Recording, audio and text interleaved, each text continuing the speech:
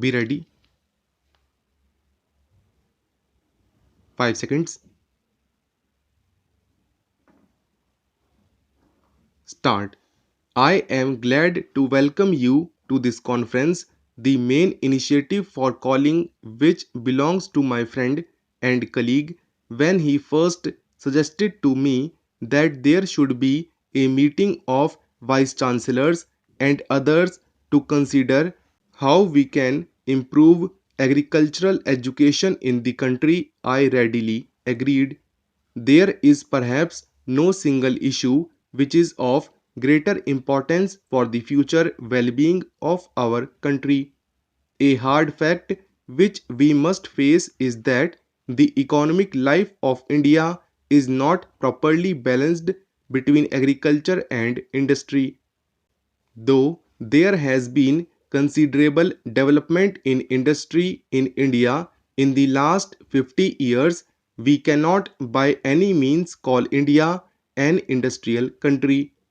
The basis of our life is still agricultural, and the vast majority of our people depend on agriculture for their livelihood.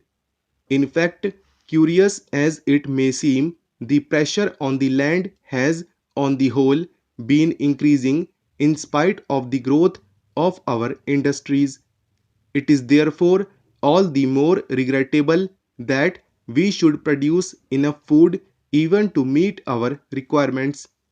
Roughly 80% of our people are in some way or the other connected with the land, and yet we have to depend upon foreign countries to get enough food for our people.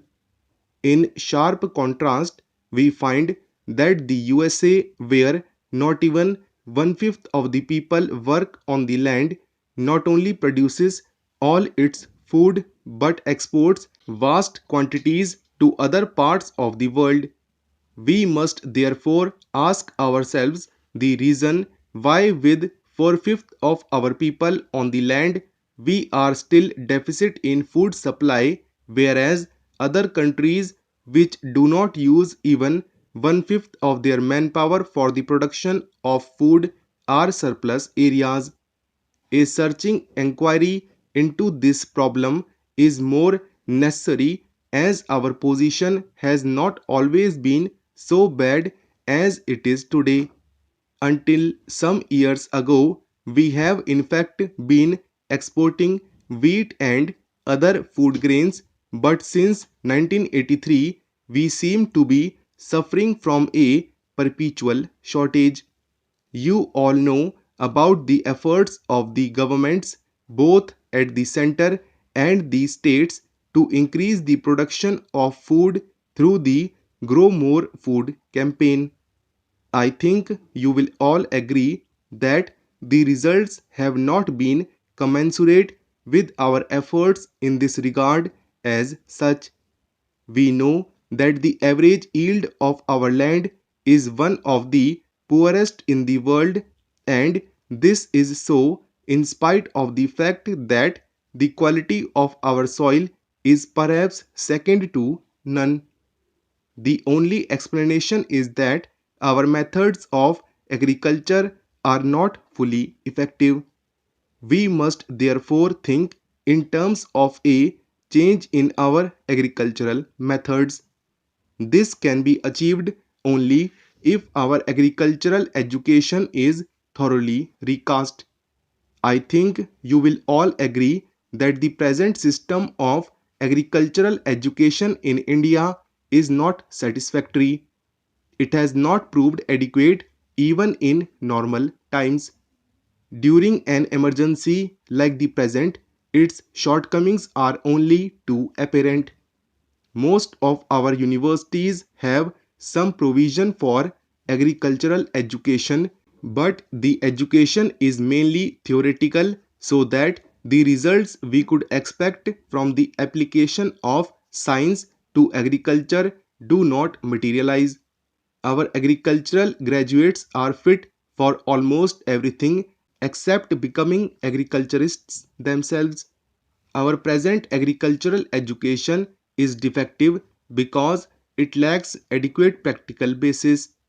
An even greater defect is that agricultural education is not an essential part of the general education of the country.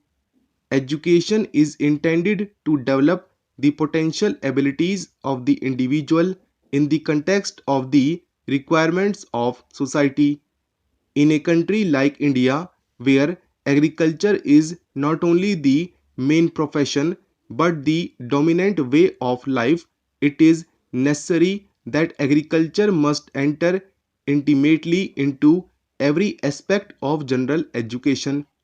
We are now planning to transform the system of our primary education by converting it into basic education.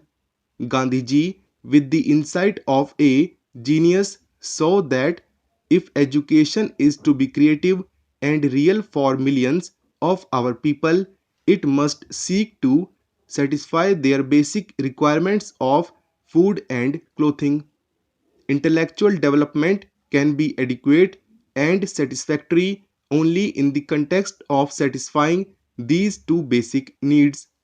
Our general education, especially in the earlier stages, must therefore give a greater importance to the theory and practice of agriculture. I have for some time been considering the question of having some kind of conscription by which all students in our colleges and universities would be compelled to work for a period in fields and factories. I have, however, come to the conclusion that for various reasons this cannot be immediately done. In Western countries, the labor of young people has been effectively and usefully employed, as the problem of these countries is primarily one of the shortage of labor. In our country, if there is an excess in anything, it is that of manpower. It will not be incorrect to say that almost all Indians are underemployed.